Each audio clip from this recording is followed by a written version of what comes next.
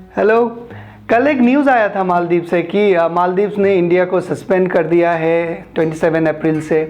Okay, ये आधा अधूरा इन्फॉर्मेशन है। आज की इस वीडियो में मैं आपको इसके रिलेटेड कंप्लीट इन्फॉर्मेशन दूंगा और दूसरा मैं आपको बताऊंगा कोविड रिलेटेड अपडेट्स। अगर आप मालदीव से ट्रैवल करने वाले हैं सऊदी अरेबिया, वो बताऊंगा।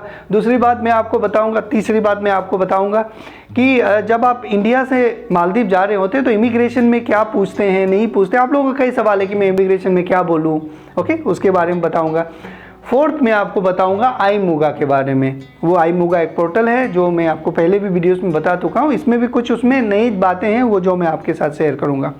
पहली बात यह है कि कल एक न्यूज़ आया था जिसमें ये बताया था, मैं एग्जैक्टली उसका लाइन पढ़ के आपको बताता हूँ। उसमें ये बताया था with effect from 27th of April HPA suspends Indian and other tourists traveling from India to Maldives from staying at tourist facility in inhabited island। इसका मतलब क्या है? इसका मतलब ये बिल्कुल भी नहीं है कि इंडियन मालदीव्स नहीं जा सकते।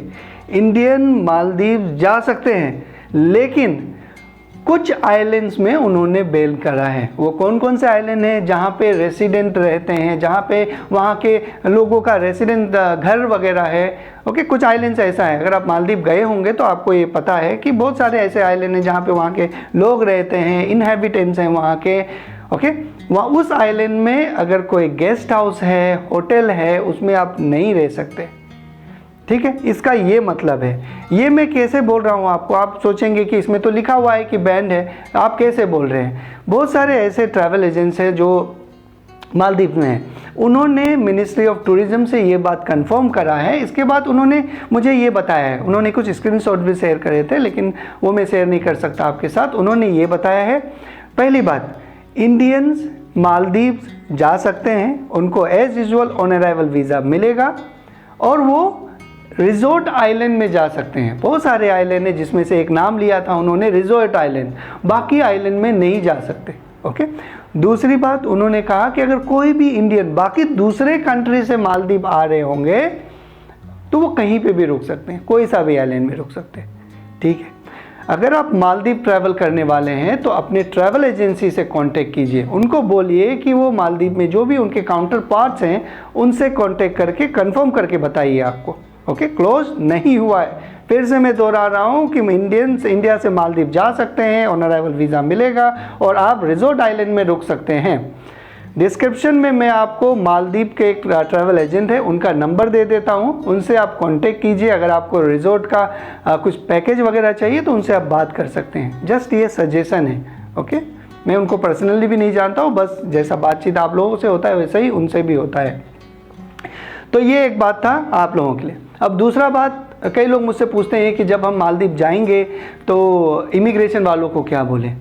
देखिए, अब तक जितने भी लोग गए हैं जिनसे मेरा बात हुआ है तो वो मुझे बस इतना ही बताएं कि जब हम इंडिया से मालदीव जाते हैं तो इंडियन इमिग्रेशन में हम ये बोलते हैं कि सर हम तो मालदीव टूरिज़्म के लिए जा रहे हैं, ये हमारा रिटर्न टिकट है, ये हमारा पासपोर्ट है, जो भी डॉक्यूमेंट्स है वो दिखा के अपना जाते हैं। ओके, और जब वो मालदीव पहुंचते हैं, मालदीव पहुंचने के समय जब इमिग्रेशन होता है उसमें वो बताते हैं सर मैं यहाँ पे मालदीव में आया हूँ और यहाँ से मैं सऊदी अरेबिया जाऊँगा 14 दिन रुक के। ओके, ये बताते हैं। आप इंडिया में क्या बताते हैं नहीं बताते हैं वो सेकेंडरी है। प्राइमरी पार्ट है आप मालदीव इंटर करते समय क्या बताते हैं, क्योंकि जब आप वहाँ पे एंट्री कर रहे होंगे तो वहाँ पे इंटर करता है वो आपका डिपार्चर डेस्टिनेशन। ओके, तो इस बात का ध्यान रखिएगा। ऐसे नॉर्मल सिचुएशन में क्या होता है कि लोग सीधा सीधा बताते हैं कि भाई मैं मालदीव जा रहा हूँ, मालदीव से सऊदी जाएंगे। लेकिन इंडिया में भी अगर लोग कुछ ऐसा बताएंगे तो क्या पता उनको नया अपडेट्स, नया डॉक्यूमेंट्स पूछ ले, तो इसलिए लोग इस तरह से बता के जाते हैं। ओके, और एक बात जो मैं आपको बता रहा था आईमूगा के बारे में। आईमूगा में आपको आईमूगा फिल करना रहता है इंडिया से मालदीव डिपार्चर के 24 आवर्स के अंदर। तो आप एक काम कीजिए, इन शॉर्ट, जैसे ही आपका इंडिया से आप मालदीव जाएंगे तो जिस टाइम में आप मालदीव पहुंच रहे होंगे उस टाइम को आप इंडिया में फिल कीजिएगा। ओके, मान लीजिए आप 1 बजे को पहुंच रहे हैं मालदीव कल क्या, तो आज 2 बजे 3 बजे फिल कीजिए, क्योंकि जब आप फिल करेंगे तो QR कोड में एक एक्सपायरी डेट होगा। सेम आप जब मालदीव से सऊदी जा रहे होंगे तभी भी ऐसे ही करेंगे। तो मैं उम्मीद करता हूं कि आपका जो ये कन्फ्यूज़न है दूर हुआ होगा। अपने ट्रैवल एजेंट से बात कीजिए, उनको बोलिए कि मालदीव से में जो भी उनका काउंटर पार्ट है उनसे बात करके आपको कंफर्म कीजिए। घबराने की बात बिल्कुल भी नहीं है। हाँ, और एक मैं बात बोल रहा था कोविड पीसीआर के बारे में। कोविड पीसीआर के बारे में ये अपडेट है कि अगर आप इंडिया से मालदीव ट्रैवल कर रहे हैं, अगर आपने रिकमेंडेड डोजेस ले लिए हैं वैक्सीन का और आपका 14 दिन हो चुका है, तो आपको कोविड पीसीआर का ज़रूरत नहीं है। और जो भी लोग बच्चे हैं 1 साल से कम उम्र के, उनको कोविड पीसीआर का ज़रूरत नहीं है। ओके जी, चलिए अपना ख्याल रखिए। Thank you very much.